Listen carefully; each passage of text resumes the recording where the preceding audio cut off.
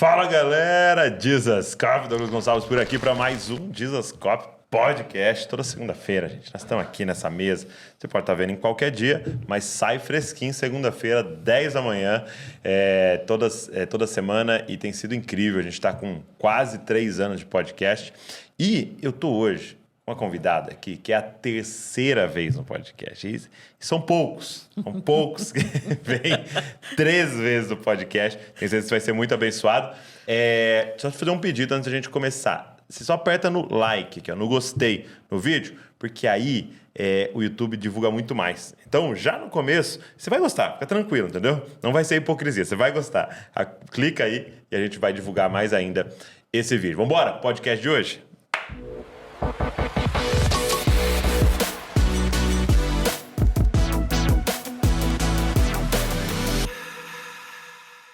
Helena Tanuri.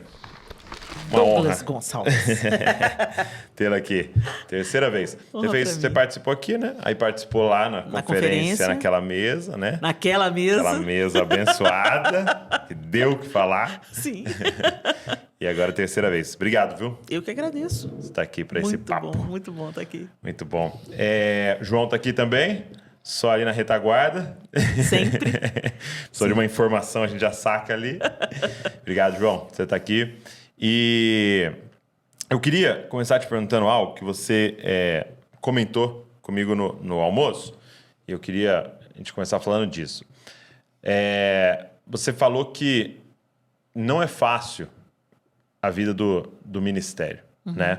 Que tem as suas dores, as suas dificuldades, né? E a gente estava conversando sobre isso, né?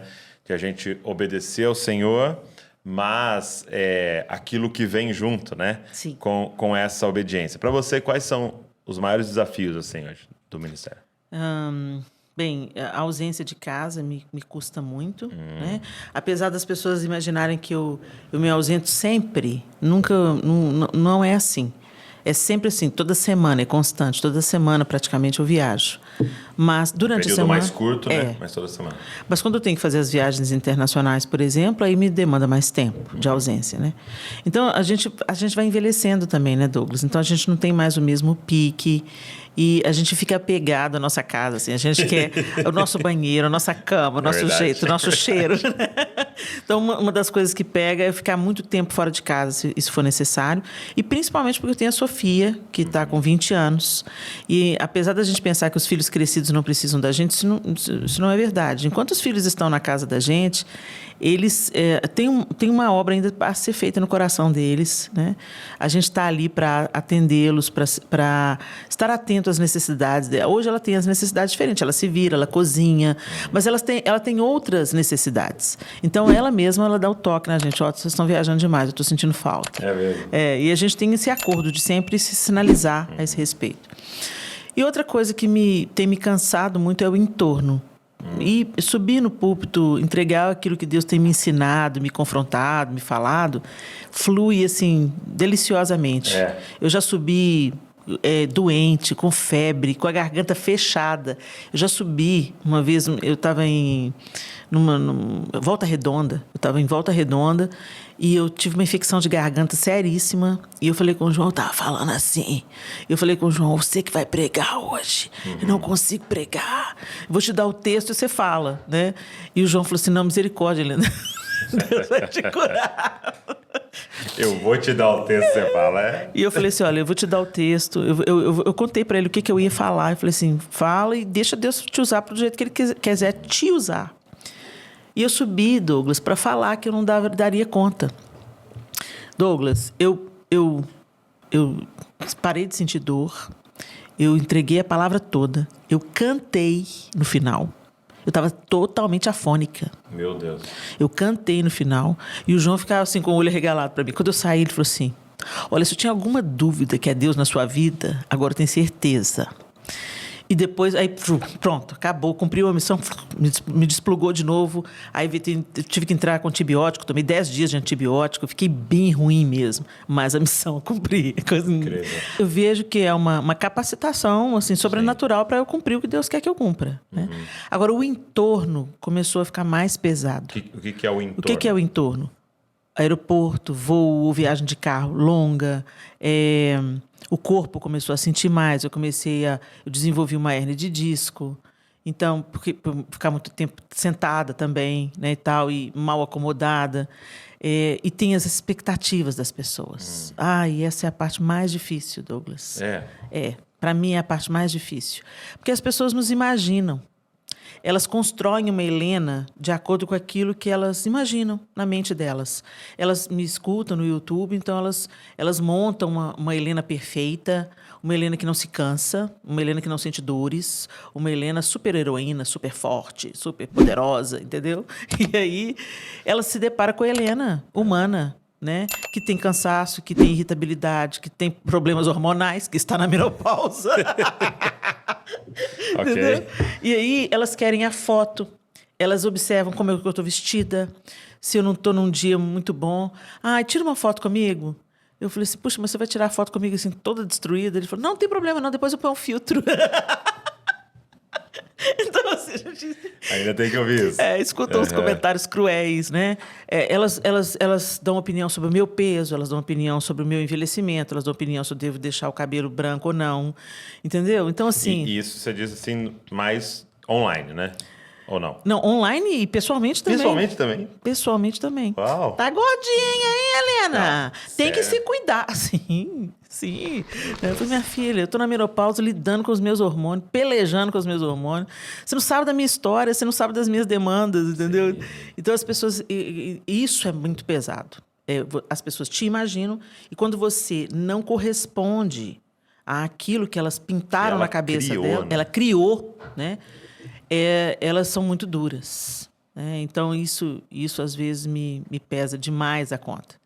E como é que você aprendeu? Eu sei que provavelmente não em sua totalidade, né? Mas o que você foi aprendendo nessa jornada de como lidar com isso? Bom, eu tive uma história muito interessante, recente.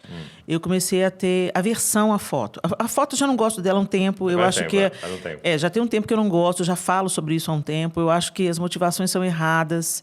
As pessoas tratam o ministro como se fosse um pop, entendeu? Um artista, uma pessoa, enfim. E eu não acho legal, porque sabota, inclusive, a comunhão. Aquele negócio que a gente tinha de acaba o culto, fica todo mundo ali batendo papo, conversando, contando experiência, sabe? Isso foi perdido por causa da foto. Porque eu não consigo tirar 300 fotos, 400 fotos. Isso entendeu? É sobre-humano, não consigo. Mas aí, então, o que eu faço? Para eu não tirar uma, porque se eu tirar uma, eu tenho que tirar as outras. Então, eu quero fugir. E aí eu perco a comunhão, né, e tal. Mas, enfim, aí eu comecei, principalmente depois da pandemia, tivemos a reclusão da pandemia. Quando nós começamos a voltar da pandemia, eu perdi a tolerância total para foto. Parece que eu me desacostumei desses entornos. Então, eu perdi a paciência mesmo. E aí eu virei para minha terapeuta e falei assim, doutora Ilma, eu não estou conseguindo ver gente. Como é que a gente faz ministério? Como é que a gente é chamado por Deus para anunciar a palavra, para amar as pessoas, para ser um instrumento de Deus na vida delas, para aliviar a carga, para a gente dividir, comungar? Como é que faz se eu não quero ver as pessoas? Eu estou completamente errada, o que eu faço? Me salva! E aí a minha terapeuta falou assim, Helena, você se lembra de algum momento da sua vida que você passou por isso, você não quis ver gente? Imediatamente, Douglas, eu voltei lá na minha infância. Eu me vi imediatamente. Quando ela me fez essa pergunta, eu me vi debaixo da cama, na primeira casa que nós moramos, onde eu nasci. Eu devia ter entre os 3 anos e 4 anos de idade.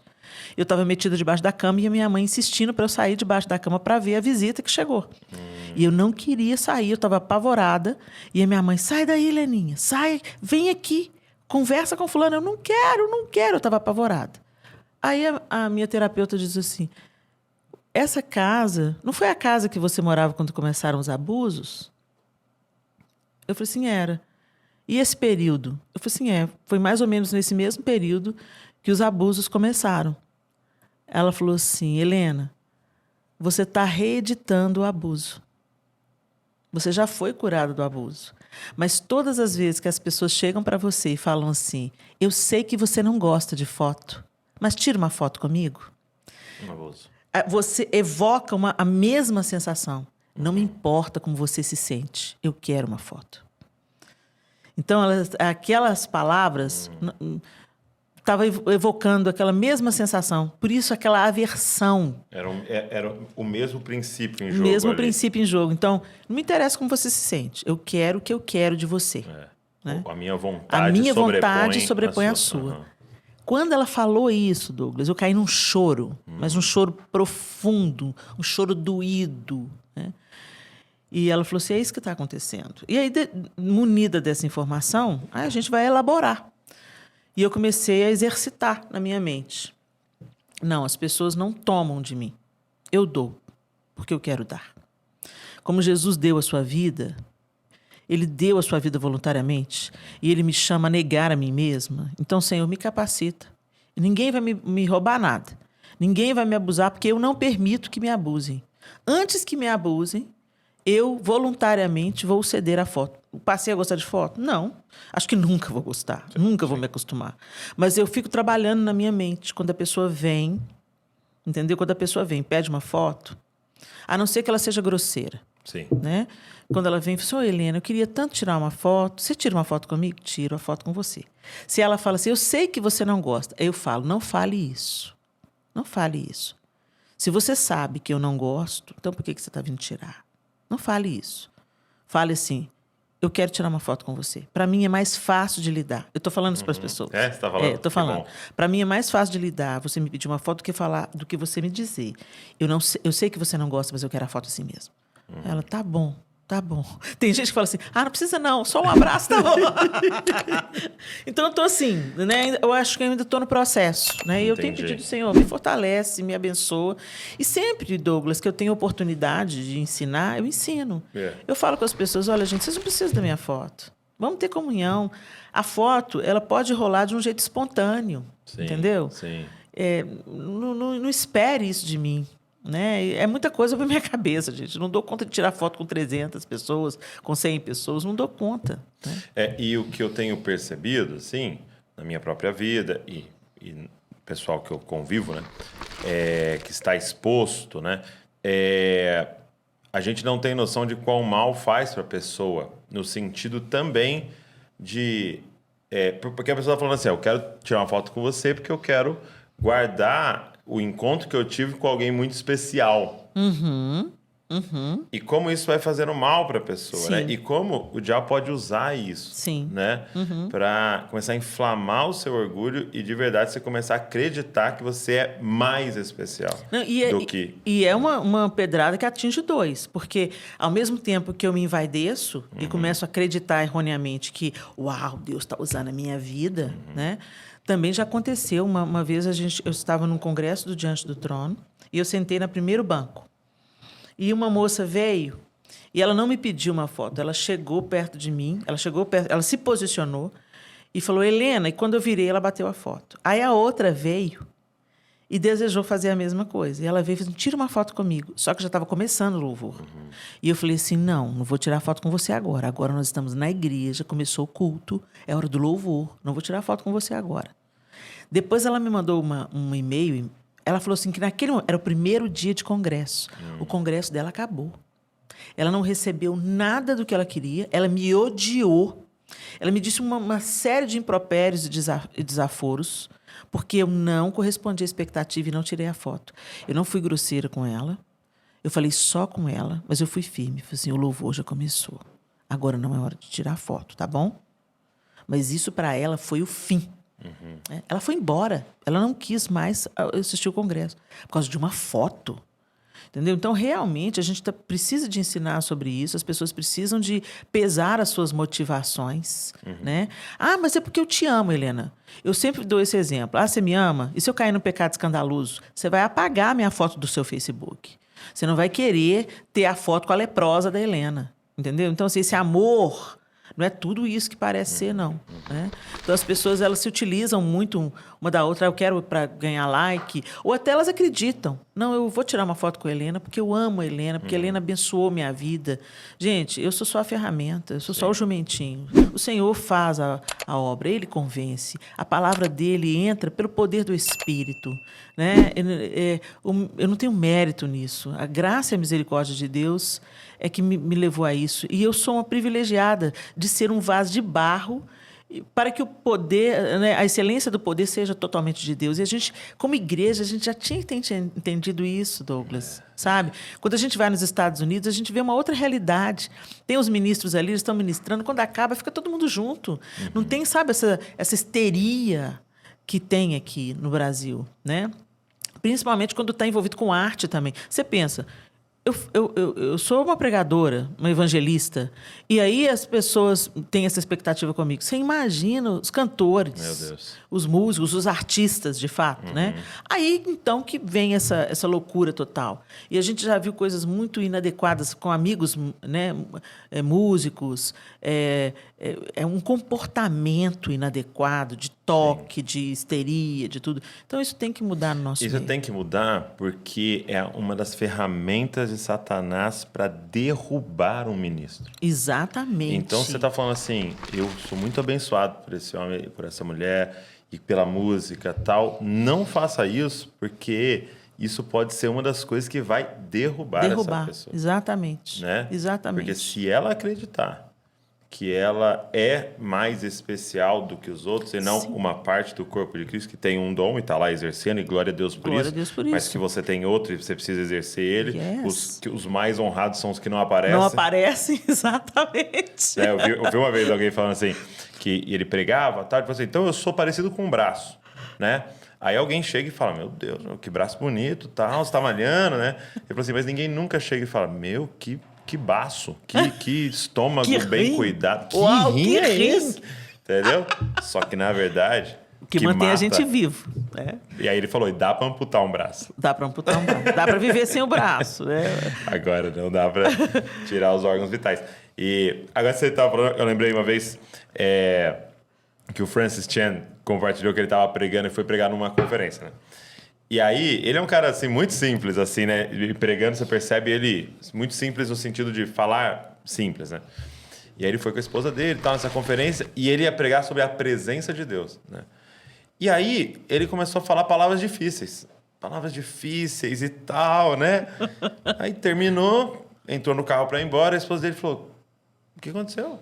Né? Por que você tentou soar inteligente e tal? Uhum. Aí ele falou, você não viu quem tava lá? Primeira fileira, tava o John MacArthur. Ai, meu Deus do céu. John MacArthur sentado na primeira fileira. John MacArthur é um dos maiores teólogos, assim, dos Estados Unidos, reformado e tal. Aí, a esposa dele, as esposas são maravilhosas, né? Falou assim, não, sério que você estava pregando sobre a presença de Deus, preocupado com a presença de John MacArthur. Que ótimo. Sensacional. Aí ele falou que Genial. ele falou que ele disse assim pra ela, você não sabe quem é o John MacArthur? Ô, Senhor, tem misericórdia de nós. Mas por que eu lembrei disso? Porque se existe uma forma de você honrar, abordar a pessoa, eu falo, nossa, eu glorifico muito a Deus. É isso aí. Por um dia ele ter usado sua vida para ter me curado. É isso Poxa, aí. eu glorifico muito a Deus. Sabe, é a gente trazer, ajudar até o ministro a levar, olha, a música que Deus te deu um dia me abençoou muito. E como eu glorifico a Deus, né? Porque ele permitiu te usar. E a gente trazer isso de volta, né? Sim. Trazer isso. Porque esses elogios excessivos e bajuladores, eles viciam. Né? Então, por exemplo, e assim, esse sucesso humano, ele passa, né? Hoje você está na crista, amanhã outro está na crista, e assim vai, é cíclico. É o reino, né? E aí as pessoas, quando passam a onda, elas ficam deprimidas, entendeu? Puxa, meu tempo passou. Porque seu tempo passou, você está vivo, tem muita coisa para fazer. Aí vai lavar um banheiro, vai, entendeu? Vai visitar um doente, vai cantar lá na beira da cama do hospital, entendeu? Vai pregar na praça, vai fazer alguma... Não, a gente, sabe, fica cativo dessas expectativas humanas e desses aplausos e tudo isso é meio doentio.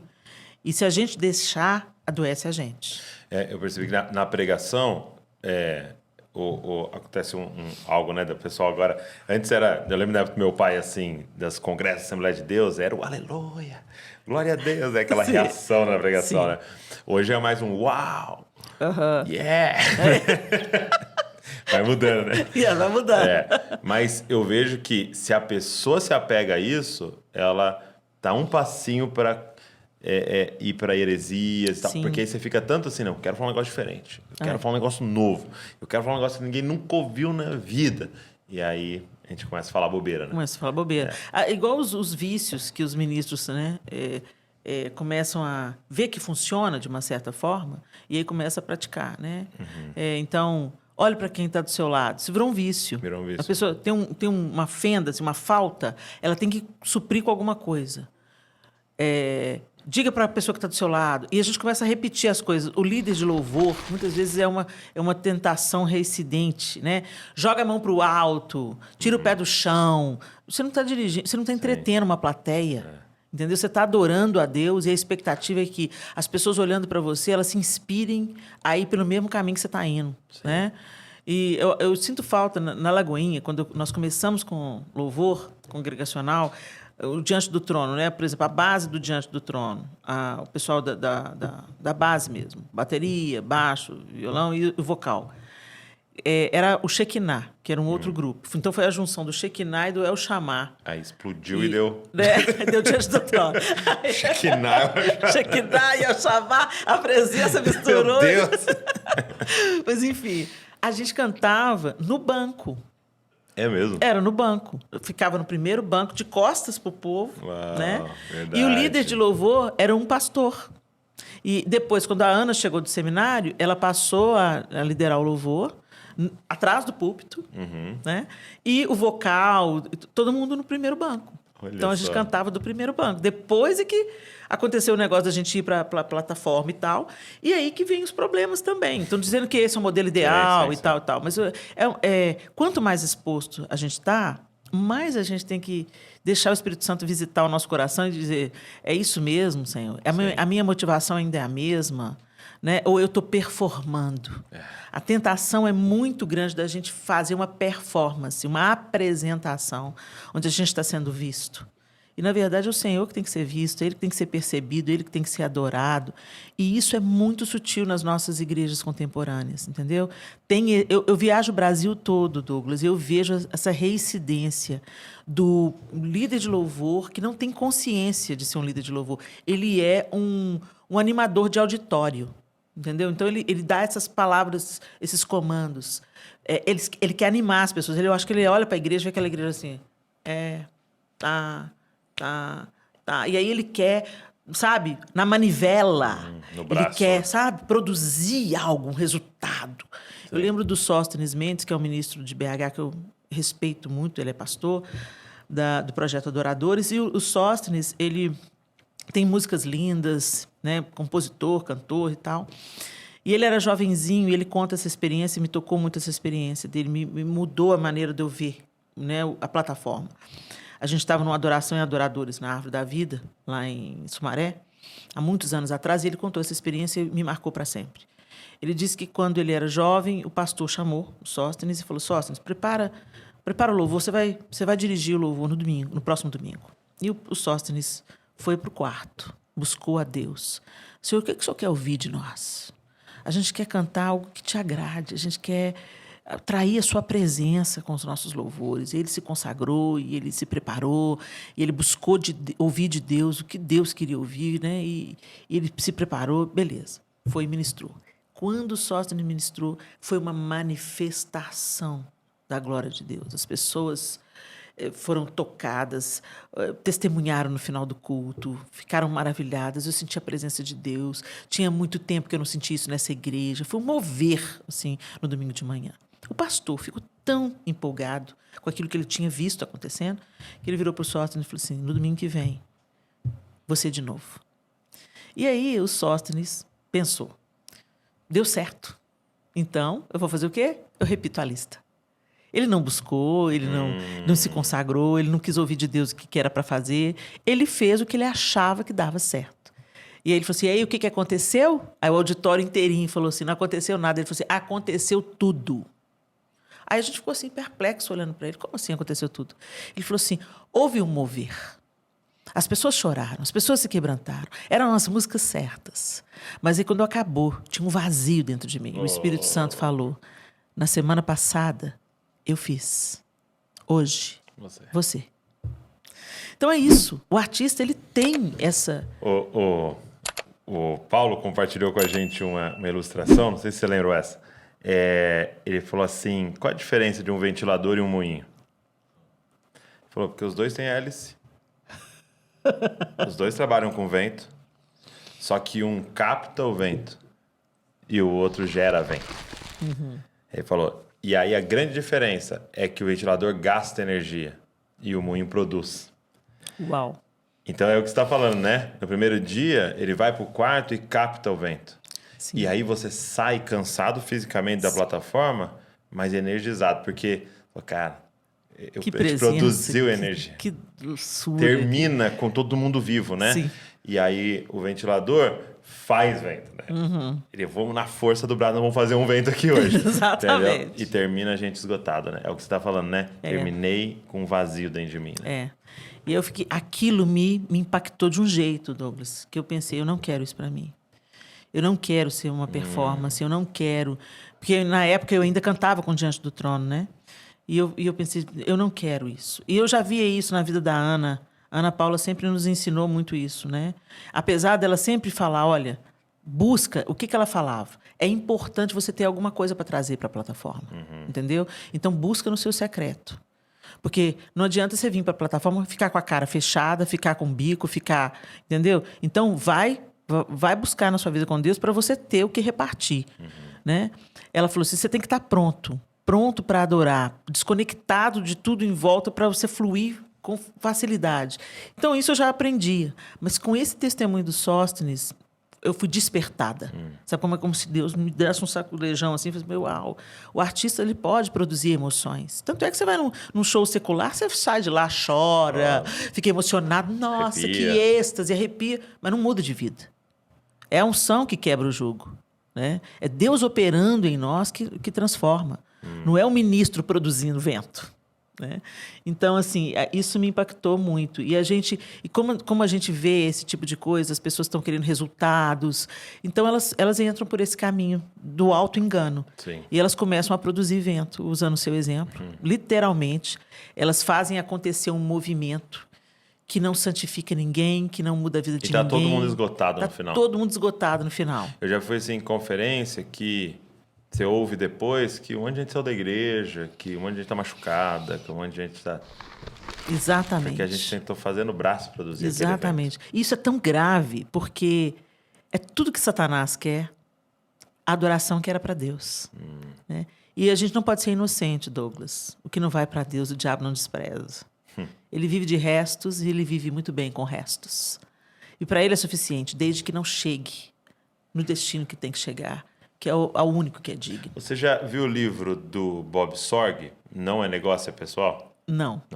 Ele conta uma ilustração, ele está falando sobre amigos do noivo, né? Que nós somos os amigos do noivo. Tá? E aí ele dá esse exemplo. Ele fala assim, imagina que o noivo, né, leve a noiva para um jantar, né? E aí o noivo vai com a noiva, ele vai num restaurante e tal. Por quê? Porque ele está cativando ela, ele está ganhando ela, né? E aí ele fala assim, e aí para compor aquela noite romântica, ele contrata um violinista para vir tocar, para que ele possa ser ainda mais romântico com ela e ela ter ainda mais olhos para ele. E esse violinista começa a tocar e a noiva começa a se impressionar com a habilidade desse violinista. E esse violinista começa a trocar olhares com a noiva. Ixi, E de repente a noiva não está mais olhando para o noivo, mas está mais olhando para o violinista e seu dom do que para o próprio noivo.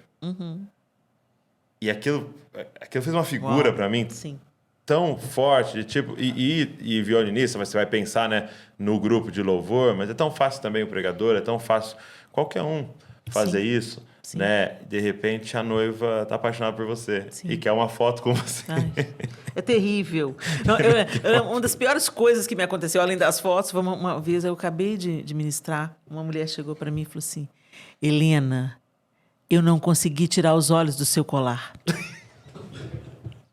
Ai, Douglas. Eu falei, porque eu amo os colarzão, né? Sim. Eu amo os colarzão. Agora eu já entendi. Na pregação, não posso usar colarzão. Entendeu? Na pregação, não posso usar. Nada que diz... Eu me lembro, assim, eu recebi um conselho de mestre, assim. O Sérgio Gomes foi o regente do Diante do Trono por muitos anos. Todo o tempo que eu e o João Lúcio estivemos no Diante do Trono, ele foi o regente. E o Sérgio, além de ser o regente da orquestra, ele também foi um professor para a gente. Já nos conhecíamos desde o El Chamar. Na primeira pregação, na primeira não, teve uma das pregações que eu fiz no Diante do Trono, que foi a arte na adoração, que foi uma pregação muito dinâmica. Eu levei malas para o púlpito e foi muito dinâmico. E as pessoas comentaram muito. Eu lembro que na época foi trend top da Twitter, né? Não sei o que era. Twitter. Enfim, deu um negócio assim, o pessoal ficou muito empolgado com a mensagem e tal. Ela teve uma visibilidade muito boa. Aí, quando acabou tudo, o Sérgio virou... E todo mundo me elogiando, né? Helena, que mensagem. Foi muito legal. Puxa, que legal. A gente se envolveu. Eu fiquei feliz, né? E até a melhor do Congresso. Aí ele me chamou na sala dele no dia seguinte. Eu trabalhava na empresa, Diante do Trono, né? E ele também era presidente da empresa. Ele me chamou e disse: Helena, eu quero te dizer uma coisa. Você é uma comunicadora. Aí eu já, né? Achei legal receber aquele elogio do chefe. Você é uma comunicadora. Esse é o seu problema. Toma muito cuidado para o seu dom não engolir a mensagem. Você tem que vigiar. Porque como você é uma comunicadora, você vai comunicar. Mas o seu dom não pode se sobrepor à mensagem que você está carregando. Meu Deus. Uau! Que Aquilo conselho. foi um conselho de ouro, Douglas. ouro. Quando eu vejo assim, que as pessoas estão rindo muito na minha pregação, aí eu já... Menos, Helena, você está indo, entendeu? Você não é animadora de auditório, você não é animadora. Stand-up, né? comedy. Você não é stand-up comedy. Não tem nada contra. Sim. Reserva um lugar para isso, né? Mas eu sei que... Naquele momento é a mensagem. Exatamente. Eu sei que o humor, ele cumpre uma função, né? Por exemplo, a gente vê o Cláudio Duarte. Que coisa linda, como Deus usa o Cláudio Duarte. Sim. E na pregação, né, você percebe que tem um tempo da pessoa quando vai ficar concentrada. Yes. Então, se ela dá uma risadinha ali de 30 segundos, ela Dá volta. aquela relaxada né? e volta, exatamente. Volta mais 10 minutos ali. Usado em doses homeopáticas, no momento certo, né? E realmente controlando isso para não deixar o que é mais importante ficar em segundo plano. Sim. É esse que é o sentido da coisa. Você pode usar do humor, mas ele não pode se sobrepor à mensagem, né? E isso foi um conselho de ouro. Que conselho maravilhoso. Maravilhoso. E eu tenho procurado colocar ele em prática. Eu peço ao Espírito Santo, me ajuda, me dá, né, a porção aqui. E é isso. E uma coisa que eu tenho meditado ultimamente é um termo, né, que está atrelado aos discípulos, né, aos primeiros discípulos, que é testemunha. E aí eu tenho falado para as pessoas, eu preciso transicionar de pregador para testemunha. De professor para testemunha. Porque eu consigo ensinar o que eu li, né? Explicar o que eu aprendi, sim, mas testemunhar é o que eu vi. Exatamente. O que eu vi, o que a gente apalpou, né? Então, é isso. E a testemunha não precisa de um belo dom de comunicação. Ela precisa ter estado realmente. Exatamente. Experimentado realmente. Ter visto realmente, né? Isso é um desafio. Agora, você falando dos ministros de louvor, né? Usando os artifícios, né? Eu lembro que eu estava no acampamento. E aí o ministro de louvor falou assim, ó: tira o pé do chão, te louvarei. Eu falei, como que eu vou pular nessa música? Só se eu flutuar, né? Você vê que não faz sentido. Não faz sentido. Às vezes as coisas mais sem nexo. Mas é porque é cacuete, né? É cacuete. É cacuete. Pregadores têm, ministros de louvor têm cacuete. Gente, pelo amor de Deus, gente, perde o cacuete, pelo amor de Deus. Tá, pensa. Deixa Deus te dirigir. Sai do volante, deixa Deus te dirigir, porque a pessoa fica, sabe? Não, eu sei fazer. Esse que é o problema, quando a gente acha que sabe fazer. Né? E aí vai no automático mesmo. Eu me lembro... As pessoas estão tão no automático que falam assim, como é que é? Abre os seus olhos, fecha a sua boca, abre os seus olhos. Elas invertem a ordem. É uma loucura. Não. E a gente tem que realmente prestar atenção, porque tá todo mundo meio que no automático. Já vai repetindo as coisas. Eles veem o modelo, reproduz, faz um coração para Deus, joga a mão para o alto, tira o pé do chão, já virou jargão. Entendeu? Não é um show, gente. Sim. Entendeu? É um momento onde a igreja se reúne, supondo que eles estão vindo cada um da sua casa com a sua vida privada de devoção, e aí se reúne na congregação para juntos. Eu venho com o meu pouquinho, você vem com o seu pouquinho, você vem com a nossa sede reunida, traz a presença dele. Né? A gente é saciado. E as pessoas saem entretidas, mas Deus não passou nem perto do culto. aí é duro. E o diabo pegou, roubou. E essa questão do pulo e tal, né? Ele tem esse lugar, né? Porque às vezes é uma explosão de alegria, Sim. né? Uma gratidão. Mas é uma coisa legítima. E aí acontece, Acontece, né? é maravilhoso. E, inclusive é maravilhoso porque acontece de um jeito que você não pode conter. Né? Agora, a manivela gospel, eu tenho que parar, gente. Para com a manivela gospel, tira o pé do chão. Se o povo estiver alegre, eles vão tirar o pé do chão. Não tem jeito da gente ficar parado diante do Senhor, né? Quando a gente é inundado da alegria do Espírito Santo, tem jeito. A gente vai pular mesmo. Mas às vezes tem que ser o joelho no chão e às vezes tem que... Né? Exatamente. Você citou aí na sua fala a sua terapeuta, né? Você fazendo terapia. Quando é que você chegou a essa conclusão? Quanto tempo você faz e quando é que você chegou a essa conclusão e por quê? Bom, que você deveria fazer na terapia? Sim, eu sempre acreditei na terapia, nunca demonizei o terapeuta, não. Eu acho que o único cuidado que eu tenho é procurar um terapeuta que não vai se incomodar com aquilo que eu acredito. Então, eu sempre sou a favor. Vai fazer terapia? Faça terapia com um terapeuta cristão e que, de preferência, seja indicado por alguém que já teve alguma experiência com ele. Então, eu não achei essa pessoa aleatoriamente, mas conheci a doutora Ilma Cunha. Eu conheci a doutora Ilma Cunha na estrada, né? Pela Dev Tyrus, a Dev Tyrus nos apresentou. Eu vi que era uma mulher de muito conteúdo, comecei a ler os livros dela. Eu vi a linha terapêutica que ela seguia, gostei, né? E eu comecei a viver os meus conflitos, os meus problemas, né, e tal. E aí eu precisava de ajuda, né? E eu sabia que não passava apenas pela ajuda pastoral. Ela é maravilhosa. Mas o terapeuta, ele tem ferramentas que vai te possibilitar perceber a conexão daquilo que você está sentindo e vivendo hoje com a pessoa que você é na íntegra. Eu não sou uma pessoa que brotou hoje. Eu tenho uma história. Uma construção, né? Uma construção da Helena até aqui. E o que me machuca hoje pode ter muita conexão com aquilo que me aconteceu lá aos 2, 3, 5 anos de idade. Então, quando você tem um terapeuta que te conecta, que te localiza na sua história, e você começa a entender os seus processos, as suas vivências, as suas dores, elaborar isso fica muito mais fácil, né? Então, principalmente quando esse terapeuta é cheio do Espírito Santo, né? Quando termina uma sessão e você vê que você está ali chorando e ele não vai apenas dizer até a próxima, mas ele vai falar, vamos orar? Entendeu? Então, doutora Ilma foi um presente para mim. Eu acredito que tenha 2 anos. Tem 2 anos que eu estou fazendo, assim, de uma maneira mais certinha, né, e tal. Ela já tinha me dado atendimentos de emergência. Foi o pronto-socorro. Os pronto-socorro já tinha, né, corrido nela nos pronto-socorro, e aí a gente ficou assim com mais regularidade, né, e tem sido muito bom. E esse processo de autoconhecimento também, que a gente sempre está vivenciando, entendendo. Então é por isso que eu reagi assim, igual esse lance que eu te contei de eu estar reeditando o abuso. Ela falou assim, Helena, você foi curada de fato, mas você está vivendo algo que está te provocando as mesmas sensações que você está vivendo. Por isso que você não quer ver.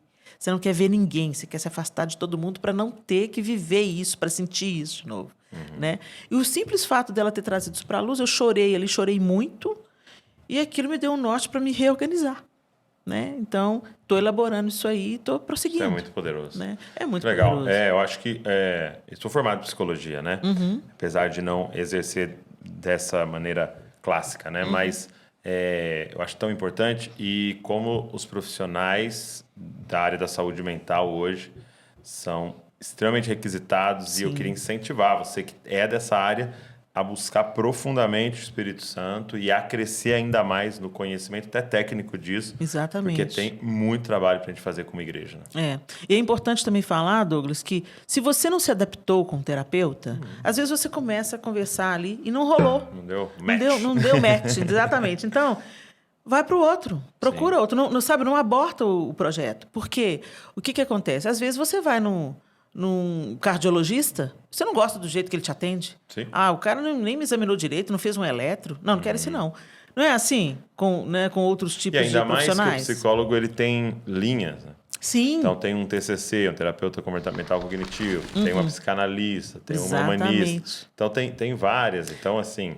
É importante você entender, né, aquilo com o qual você se adapta. Qual técnica, né? que ele vai usar. Então, não desiste não, gente, que Legal. a terapia é uma grande bênção. Muito bom, muito bom.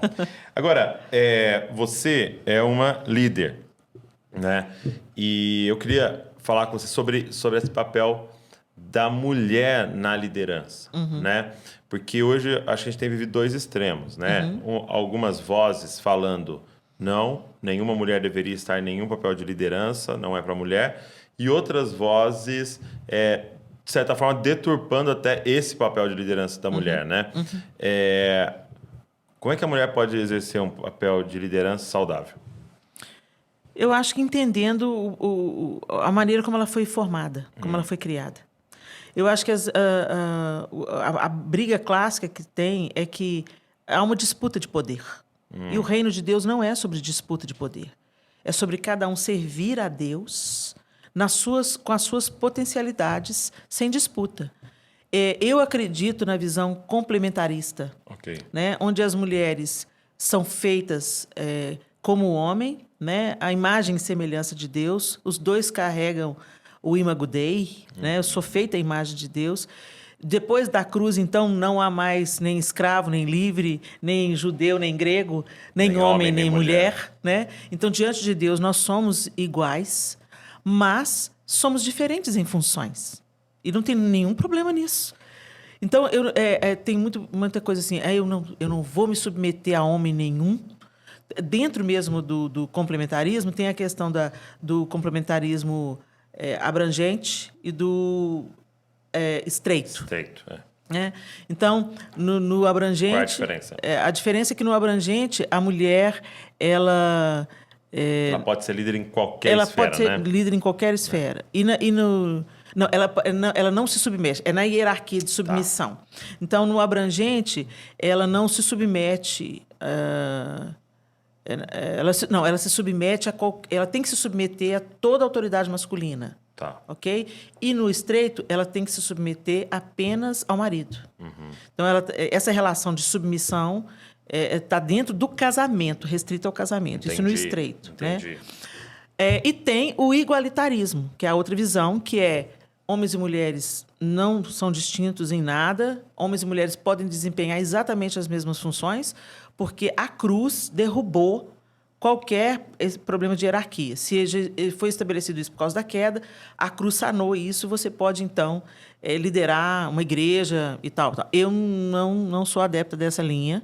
Eu acho que tem posições que é para o homem ocupar, entendeu? Não tem nenhum problema com isso, porque eu acho que tem coisa que é o homem que aguenta. A gente estava até conversando sobre isso no almoço, né?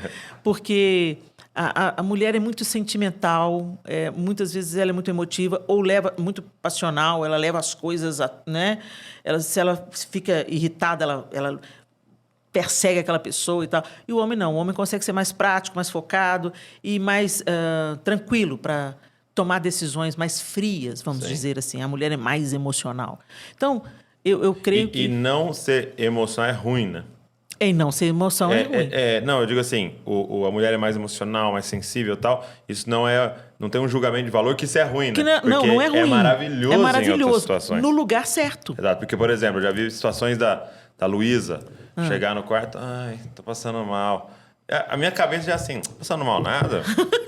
Não tá querendo ir pra escola. Aí a mãe já tá assim, não, filho, o que foi? O que tá acontecendo? Onde tá doendo? Entendeu? Então, assim, o pai às vezes vai matar, pô. Exatamente. Então, não ser emocional muitas vezes é ruim. É ruim. Né? Então, você pensa, por exemplo, numa família, numa igreja, por exemplo, né? Tem o pastor, o líder, o cabeça, que ele vai realmente resolver aqueles problemas e tal, tal. Mas se tem uma mulher posicionada, por exemplo, no ensino, no aconselhamento, ela é aquela que vai segurar as pontas, entendeu? Olha, o pastor deu aquela decisão, era necessário isso mesmo, vamos orar aqui por isso, vamos ver de uma outra perspectiva. Ela é aquela que oferece uma outra perspectiva. Legal. Não, vem cá, eu vou te visitar, eu vou te cuidar, vamos andar mais uma milha... Vamos perdoar aquele fulano. E ela também capta, né? Por ser mais sensível, capta E se torna uma grande conselheira, Uma né? grande Ó, conselheira. tô percebendo que o pessoal Te aí dá não... elementos, né? Que o líder, às vezes, não tem numa visão geral. Às vezes, ela capta detalhes que ela precisa de trazer para o líder porque não percebe. Um exemplo simples em casa, assim. Uma vez o João... a Sofia pediu para visitar uma colega. Eu sabia coisas dessa colega, que ela tinha passado por uma perda muito traumática, muito dura. Ela estava sofrendo, ela estava em sofrimento, uma muito amiga da Sofia. E a Sofia chegou, pai, eu queria ir para a casa da fulana, posso ir? Ele, não. Eu falei assim, não, puxa vida, não. Aí eu fiquei caladinha, eu não podia desautorizar ele na frente dela, né? Aí, beleza. Quando ela saiu de perto, eu falei assim, meu bem, você sabe essa amiga da Sofia? Você sabe o que ela está passando? Não. O que ela está passando? Aí eu fui dar para ele os elementos que ele não tinha. Ela está passando por isso, isso, isso e isso. Por isso eu acho que seria bom a Sofia ir lá fazer uma visita. Aí ele, eu não sabia disso, Helena. Tá bom, pode ir lá falar com ela que ela pode ir. Eu falei, não, a decisão é sua. E eu te dei elementos. Se você acha que ela deve ir, você mesmo deve comunicar isso para ela. Aí ele, ok. Sofia, vem cá. Aqui, sua mãe está conversando comigo aqui, sua colega está em sofrimento, né? Pode ir, filha. Entendeu? Então, assim... Isso é muito bom. Isso é muito bom. Então, não tem... Sabe? Eu não sou mais importante que o João que isso, e nem ele é mais importante que eu. Um coopera com o outro. É um jogo de ping-pong, como seu pai bem fala, né? E eu acho que a liderança é assim, né? Um tem a habilidade de perceber uma coisa diferente do outro tem um poder de decisão e uma maneira mais fria de encerrar certos assuntos que precisam ser encerrados e tal. Então, eu acho que como Deus cria o homem como cabeça, eu acho que tem lugares na igreja que é para o homem ocupar. Eu não tenho nenhum problema com isso. Agora, eu conheço mulheres, por exemplo, que são solteiras, foram para o campo missionário, não tinha homens para abrir igreja, e elas abriram a igreja, fundaram a igreja, estão mantendo a igreja. Entendeu? Não se casaram ainda e estão ali no campo mantendo a igreja. Como houve juíza, né? Sim. E fica claro lá, Deus levantou. Porque não tinha um homem, ela vai cumprir no lugar. Né? Exatamente. Agora, é tão interessante, Douglas, que as pessoas acreditam que a Bíblia é machista, que a Bíblia que coloca esses impedimentos, principalmente usam aqueles versículos de Paulo, né, e tal, nas suas cartas a Timóteo e também a Coríntios, né? E aí pega esse versículo mas não sabe os argumentos que tem para dizer que não era aquilo que Paulo estava querendo dizer. Sim. Então pega seco e fala assim, não, isso é para toda mulher. A mulher fica em silêncio, entendeu? Gente, se a mulher fosse para ficar em silêncio, Deus já dá a palavra para a gente. Exato. Nós não teríamos recebido o Espírito Santo para sermos testemunhas. Não existiriam tantas mulheres ativas no Novo Testamento, como o próprio Paulo cita, né? Febe, Trifena e Trifosa, mulheres que estavam ativamente trabalhando na igreja ali, né? Servindo o Senhor. E quando, por exemplo, você fala assim, ó, fulano estava ensinando na igreja, né? Um homem estava lá ensinando na igreja. Quando você lê isso na Bíblia, a nossa cabeça era de alguém com um microfone na frente de 1000 pessoas. E não era. Era alguém ao redor de uma mesa, comendo pão, bebendo vinho e falando a palavra. Sim. Entendeu? Então, se você falar para mim assim, não, agora nessa mesa, nenhuma mulher pode falar, hein? Não faz sentido. Não faz sentido. Agora, é tão interessante isso que Paulo... A gente pensa que Paulo aprisiona a mulher. De jeito nenhum. Porque o apóstolo Paulo fala assim, a mulher aprenda. Gente, as mulheres não podiam aprender. O cristianismo vem para libertar a mulher. Tem uma linha teórica que diz que, quando Paulo fala a mulher fica em silêncio, é porque... Bom, tem algumas linhas, né? Uma delas é que o apóstolo Paulo estava dizendo, para de tagarelice na hora da palavra. Entendeu? Faz sentido. Porque uma das minhas fala porque elas estavam tão empolgadas por poder estar sentada com os homens, aprendendo de igual para igual, porque isso não existia. Vamos falar agora. Né? No judaísmo isso não existia. Que elas estavam toda hora interrompendo, fazendo pergunta. Por isso que o apóstolo Paulo falou assim, olha, você tem alguma dúvida? Vai perguntar para o seu marido em casa.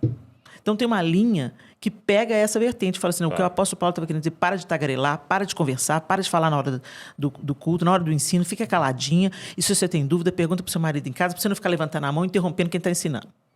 Outra linha também diz que há uma interpretação errada, né? Que uma palavra que está usada no original, ela só passou a ser usada com o sentido que dá a tradução ao texto a partir do terceiro século. Ou seja, quando Paulo escreveu, ele estava dizendo para aquela mulher, para ela ficar em silêncio, porque ele estava dizendo, não fale que que a mulher é maior do que o homem. Porque um ensino do gnosticismo era que Adão era um ignorante e que Eva é que tinha a revelação do fruto. Então, essa mesma vertente casa também com que Paulo estava se dirigindo a uma mulher específica na igreja em Coríntios.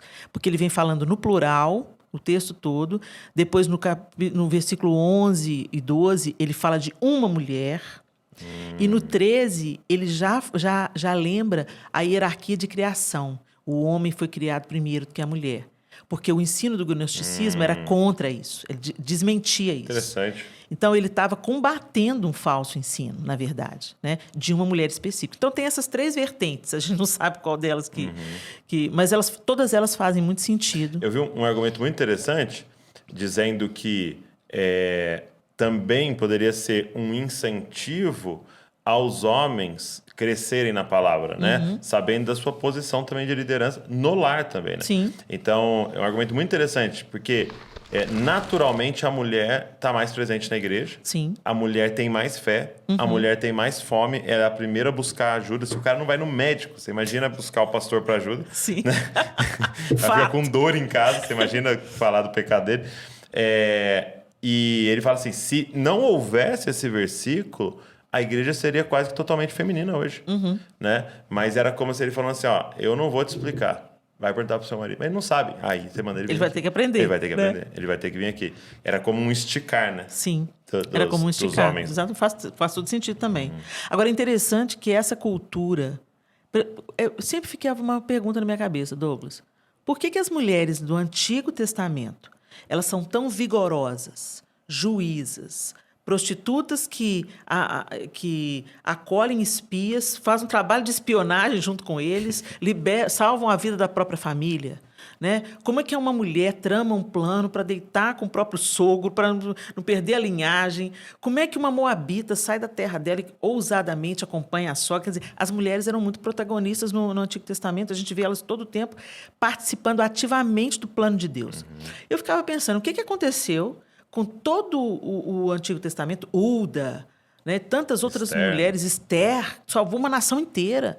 O que aconteceu até o Novo Testamento, no contexto que Jesus nasceu, com as mulheres que não podiam falar em público, as mulheres não eram testemunhas confiáveis, as mulheres não podiam se dirigir a um outro homem se não era adultério, as mulheres não podiam mostrar o cabelo, não podiam falar porque a voz era considerada sensual. O que aconteceu nesses 400 anos de silêncio? O que aconteceu? Né? O que aconteceu? A filosofia. Os filósofos gregos encerraram a mulher num cativeiro. Sócrates, Aristóteles, todos eles pensavam na mulher como de segunda categoria. As meninas gregas não podiam frequentar a escola, não tinham educação formal. Uau. Elas aprendiam sobre cuidar da casa e fazer sexo. As frases de Platão e de Aristóteles são alarmantes, entendeu? As coisas que eles falavam. Tem um pensador, acho que é Demóstenes o nome dele, ele dizia, as mulheres são 2 tipos, as cortesãs para nos dar prazer e as esposas para nos dar filhos legítimos e cuidar das questões do lar. Então, esse pensamento que encerra a mulher num cativeiro era da cultura grega. Inclusive, se tinha o pensamento que se um homem que quisesse ser um erudito, um estudioso, ele tinha que fugir de mulheres, porque mulheres eram uma distração. Mas se ele se envolvesse com um outro homem, isso era um incentivo para a sua intelectualidade. Uau. Isso tudo vem da cultura grega, que domina, né, as outras culturas. Depois vem os romanos, não muito diferentes, que também tratavam a mulher. Os romanos podiam matar suas mulheres se elas adulterassem. Pela lei deles, eles podiam matar ela, não ficava tudo bem. Eles podiam adulterar à vontade, mas as mulheres podiam ser mortas. Elas também tinham uma liberdade restrita. E isso tudo entra e aprisiona a mulher também no judaísmo. Um povo que estava sendo subjugado por Roma acabou assimilando essas vertentes, já com a pulga atrás da orelha, porque a culpa da mulher é da queda, né? Mas não foi a religião que encerrou as mulheres nesse lugar, não. que encerrou foi a filosofia. Meu Deus, isso é muito forte. Inclusive, eu estou muito feliz hoje aqui no nosso podcast de anunciar a Helena Tanuri como uma professora do Na Mesa. Na Mesa, Dizascope Na Mesa, a nossa plataforma de cursos, que a gente faz chique. a seleção brasileira ali, entendeu? Temos ali Luciano Subirá na direita. Meu Deus do céu, meu Deus do Pastor céu. Josué Gonçalves. Eu sou jumentinha, ponta tá, esquerda. gente? Eu sou jumentinha. E a Helena Tanuri está compondo agora esse time de professoras, professoras, e eu pedi para ela nos dar um curso sobre aprenda sobre liderança feminina, né? Então, isso aqui que ela está falando é um pouco até do que vai estar lá no curso. São... Quantas aulas deu, Helena? 18. 18 aulas sobre, refletindo, pensando, meditando sobre o papel da mulher na liderança. Então, assim, ó, vai te abençoar muito. Eu quero incentivar você a sentar à mesa com a gente para pensar sobre isso. E com certeza a partir disso vai ter muito insight, isso vai poder ajudar muitas pessoas ao seu redor e levantar muitas dessas meninas que estão vindo agora para que elas se levantem para cumprir o propósito de Deus na vida delas.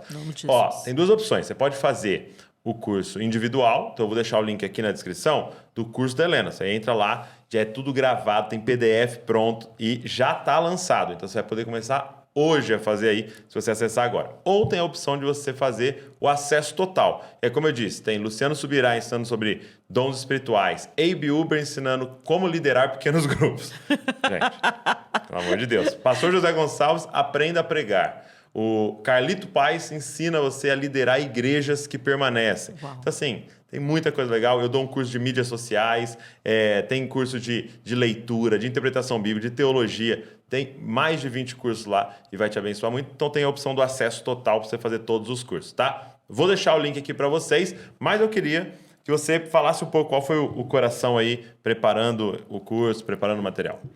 O mais legal é que enquanto a gente prepara a mesa para alguém, a gente também se alimenta. Nossa, Deus, que delícia.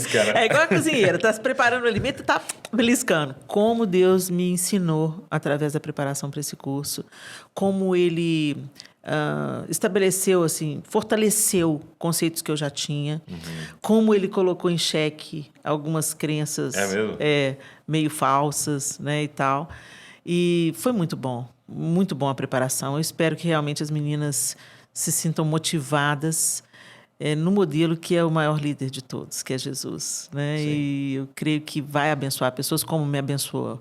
Eu acho que o meu chamado é muito isso, sabe, Douglas? Passa por mim, Deus me trata, Deus me cura, Deus me restaura, Deus me disciplina, Deus me corrige. Passa por mim e transbota para os outros, sabe como? E eu oro para que o Senhor levante líderes segundo o coração dele, mulheres que estejam dispostas a servir.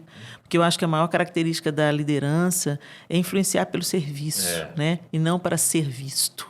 Né? Muito bom, muito bom.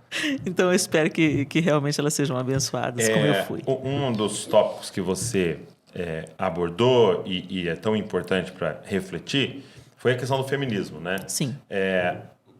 No seu tempo ali preparando e estudando isso, não só para o curso, eu sei que você já estava debruçada nisso. Quais têm sido perigos em relação a isso, assim, a ideologia? Se você pudesse elencar alguns, assim. Uma coisa que vai estar evidente no curso mesmo é como as cosmovisões influenciam a maneira como a mulher hoje atua no mundo. Então, é uma trama, não é uma coisa tão simples, tão rasa. Né? Mas, em suma, como o feminismo radical, o feminismo extremista, como, na verdade, ele está pensando que... Ele está vendendo uma imagem de que nós estamos valorizando a mulher. Mas, no final das contas, todas as qualidades que são valorizadas pelo feminismo são qualidades masculinas. Uau. Então, a mulher é aquela que é forte, é aquela que vagueia, é aquela que tem... Nós vamos ter quadros comparativos nas culturas complementaristas, por exemplo. O homem caça, a mulher prepara a caça. o homem vagueia, a mulher prepara um ninho. E isso são qualidades de ambos. Mas nas culturas chauvinistas, por exemplo, sexistas, as mesmas funções são vistas como o homem é bom e tudo que a mulher faz é ruim, nas culturas chauvinistas. É menor, né? É menor. Quem cozinha então, é menor. Quem cozinha é menor. Isso numa cultura sexista. E numa cultura feminista... Radical, não existe qualidades femininas. Elas não são citadas. A mulher é forte, a mulher vagueia porque ela é dona do nariz dela, o corpo dela, ela faz o que ela quer, entendeu? Então, na verdade, elas pensam que estão levantando uma bandeira de liberdade feminina, mas elas estão se tornando homens. Elas estão buscando como qualidades que são peculiares ao masculino, ou seja, o masculino venceu. Entendeu? Então, assim, isso é importante. Só que nas aulas isso vai ser construído de uma maneira mais profunda. Né? Muito bom, muito bom. Eu estou assim, com muita expectativa e incentivar a galera a estudar. A gente sempre faz assim, gente, um preço extremamente acessível. Então, você vai ver lá, porque a gente não quer de forma alguma que o valor seja um impedimento. O valor é realmente para a gente manter toda a equipe, toda a galera aqui trabalhando. E também, logicamente, para você falar assim, não, eu vou dar valor a isso aqui, eu vou sentar, vou fazer, eu comprei isso aqui. Acho que é importante esse valor, você investir nisso. Mas eu tenho certeza que vai ser assim, uma grande ferramenta, algo assim que, infelizmente, a gente não tem mais, né? Eu acho que tomara que isso incentive mais pessoas a se debruçar sobre isso, fazer mais materiais ainda, para que a gente possa ajudar as mulheres, as moças, as futuras esposas, a terem, assim, confiança, sabe? Eu percebo muita gente, assim, muitas mulheres fazendo, mas meio assim, será que eu posso estar fazendo isso? Não posso? Ou outras nem fazendo.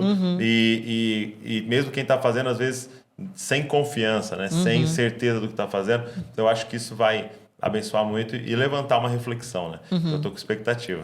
Obrigado. Eu também. Tomara que dê tudo certo. Foi preparado com muito carinho e eu fui abençoado. Então, eu quero te dizer, Douglas. É uma testemunha, então. Eu sou um testemunho. Eu sou uma testemunha. Se ninguém for abençoado, eu já fui. Vão ser. Aprendi muito, foi muito bom. Muito bom. Então, tá aqui o link na descrição. Você pode já se inscrever aí e começar quando você quiser. Meu amigo, obrigado. Eu que agradeço. Por esse tempo especial. Foi muito bom. Até a quarta vez. Muito bom. Obrigado, João. Obrigado, Wesley. Obrigado a todo mundo aqui. Você que ficou aqui com a gente até agora, ouvindo, assistindo, obrigado. Eu queria te fazer um pedido. Pega o link, manda para todo mundo. Manda para mais pessoas, manda em grupos aí que você sabe que vai se beneficiar dessa conversa, dessa mesa abençoada aqui e que a gente possa alcançar mais pessoas com a verdade, com a mensagem do Evangelho. Deus abençoe você e não se esqueça, você é uma cópia de Jesus. Valeu.